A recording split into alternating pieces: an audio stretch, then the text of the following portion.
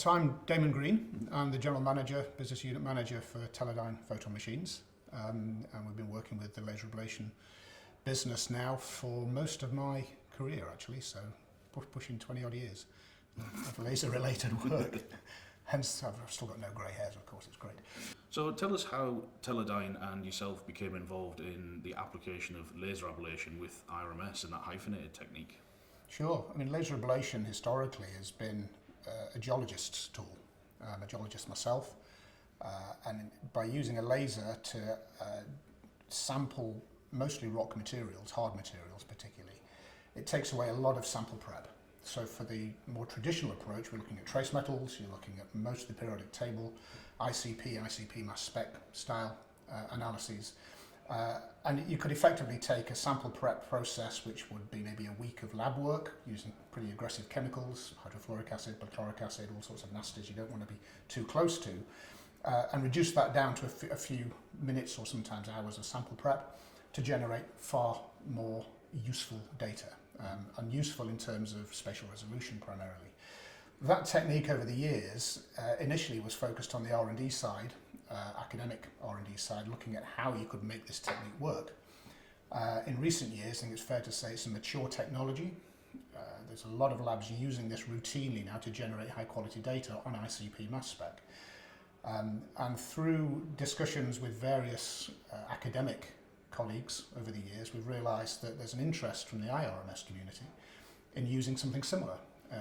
First discussions started probably 20 odd years ago with a group in the UK who were looking at tree rings, and they recognised that if they could marry a laser system to an IRMS, they could generate a higher spatial resolution quality of data. The challenge at the time was that there wasn't really a technology link between these two products. The IRMS systems had very bespoke interface systems set up for their routine furnace and cryo traps, and the laser systems were generating far too high a gas flow. The amount of gas we passed through the systems in the order of litres per minute, and that was simply too much for the IRMS front end. Yeah. So that initial work really came to nothing. We tried a few different approaches, but we didn't really understand from the laser side what was needed. We had a basic understanding, we didn't have enough knowledge, detailed knowledge of how to make this work.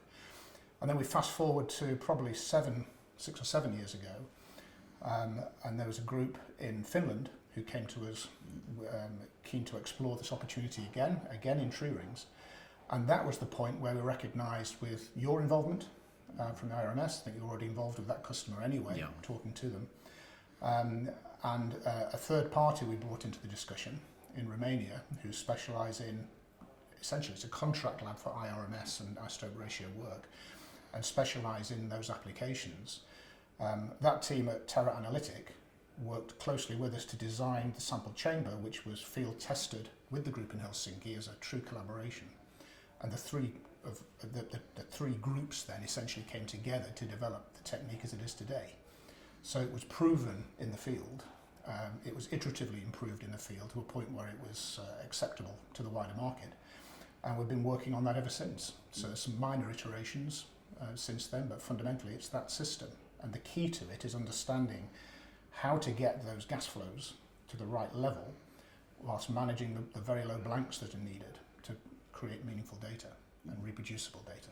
That wasn't easy. That took some time. No. And the only way to do that is with a scientific collaborator. Yeah.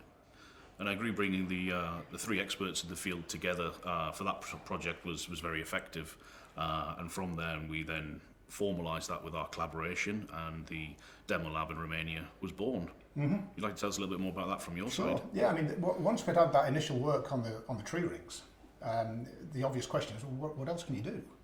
Where else is there a need for some high quality, higher spatial resolution IRMS style analysis? And when you're looking at what's out there, what's being performed routinely on these systems, as you know, there's a wide range of application types. So in addition to the wood, we also looked at foodstuffs, we looked at oils, we looked at stalagmites, stalactites, carbonate materials.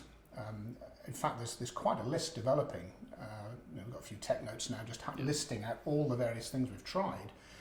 And surprisingly, with a very short amount of time spent on each application, we're finding the preliminary data suggests that this technique can equal or better EA in precision and sensitivity. Yes.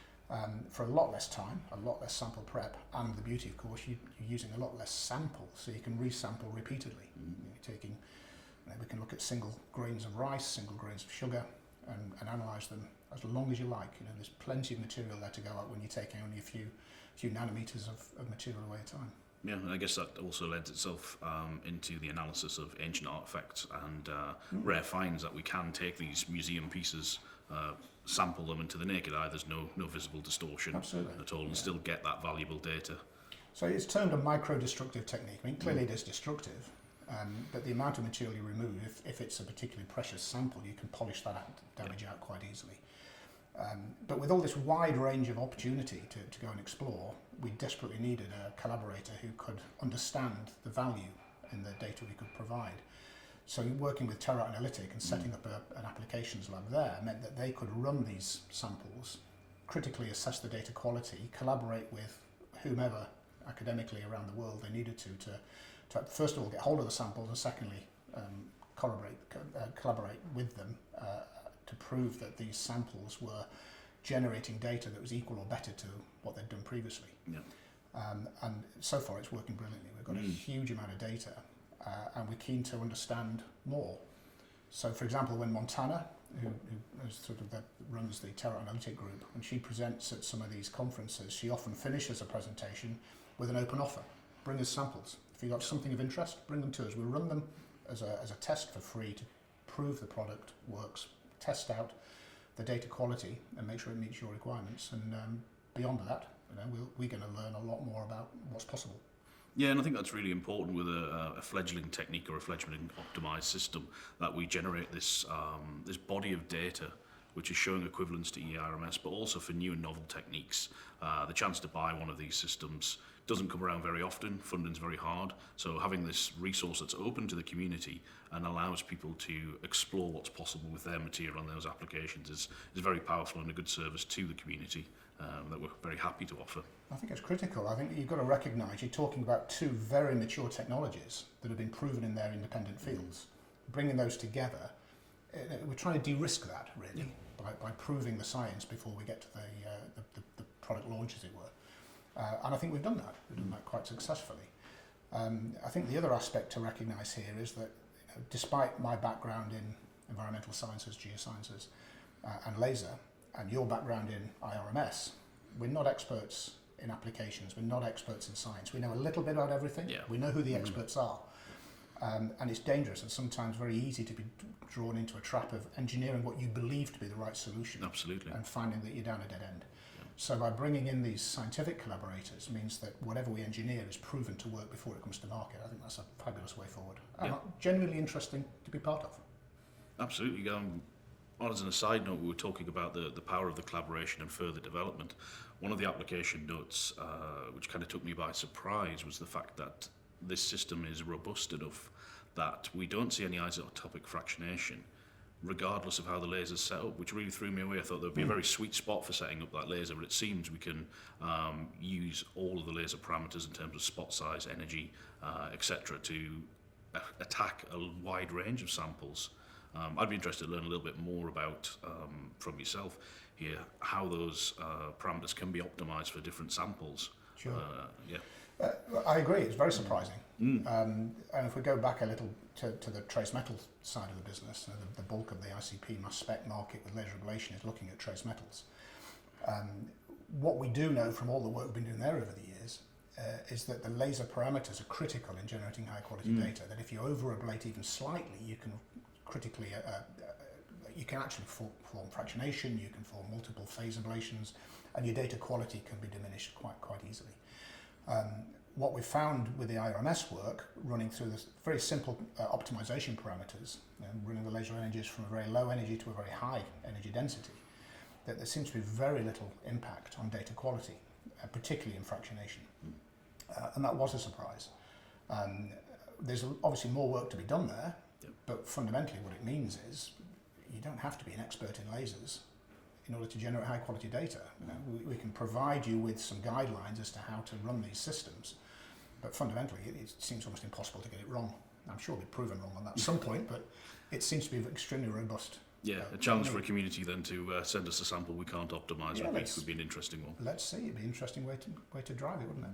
But yeah, I think the take-home point that this system is well optimised and robust enough that you can be up and running without experience on both techniques, and the fact that these parameters are forgiving means that it's very accessible to the community. Yeah, I think it's about de-risking it all. Mm-hmm. You know, if you're looking to spend £100,000, £200,000 of your money on a new system, you know, it's nice to know that it's already working before it arrives in the crate, as it were. You know, it's been proven to work before you get it delivered. And I think looking at how we can move this beyond just a product being sold to a lab. Yes, we have collaborations to help develop these opportunities, but we're always interested in maintaining a relationship with a customer.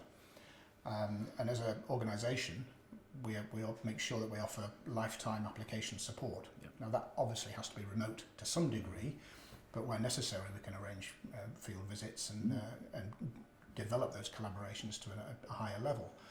But in all cases, anyone who has one of our laser systems, whatever they've got it connected to, they have access to our support folk, application support folk, to help them develop and overcome any anomalies they may be seeing in the data. Yeah. And the same goes for service as well. You know, there's no point in having a system if it doesn't work. So there's lifetime service support available for all these systems. So I think looking at this whole term of de-risking, I think it's important. You know, that we have, as I mentioned already, we have these two mature technologies, and we know they work very well. We now know they work well together, but we're addressing a market who have probably very limited knowledge, mostly of the laser, although there are one or two opportunities developing where people have lasers and are now learning about IRMS. So there's a bit of education needed there. And if we can take away the risk that they may not be able to use them correctly or they may not work correctly, I think that's a huge benefit. I agree. So, you know, we've talked about the established technique of RMS, the established technique of LA, and the proven equivalents to EARMS. Where do you see the next steps in terms of product development? I think there's a couple of areas. One is different flavours of laser. Right now we're looking at ultraviolet YAG lasers, as they're known, so they're high power density pulsed laser systems. And for those to work effectively with IRMS, you need a furnace system and a cryo trap and all the stuff we all know works well. There's also an opportunity to look at some of the continuous wave lasers, so carbon dioxide lasers, for example. And essentially they're very focused lasers that can generate a high amount of heat in a very localized area. Yeah. So you're looking at a few hundred micron spots of high intensity laser energy, not pulsed, so it's just heating, but rapidly and very intensely. So you can possibly remove the furnace step altogether. Now you have the opportunity, particularly with carbonate samples, to generate meaningful data in situ. So you're generating the gas in situ.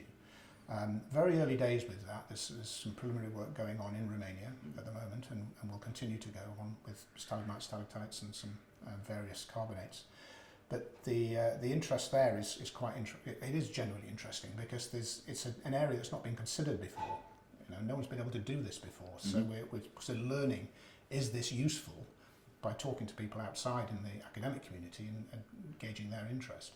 So I think that's one area that we'll be looking at different types of laser to optimize different matrices.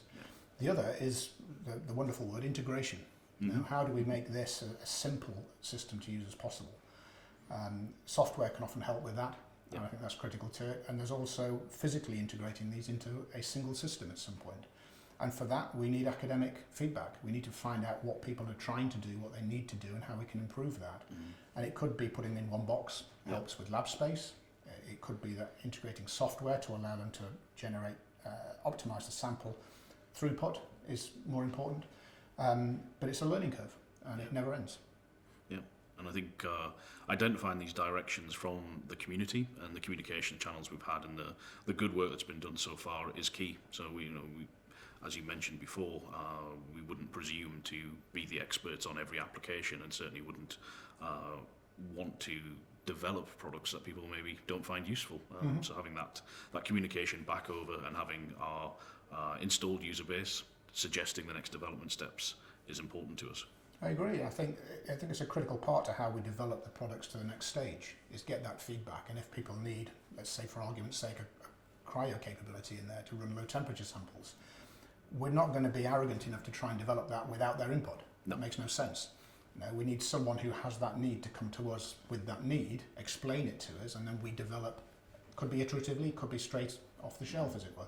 There are products already there that we work with elsewhere in the low temperature domain. But we're looking for those kind of collaborations and ongoing relationships, not just a catalogue sale and walk away.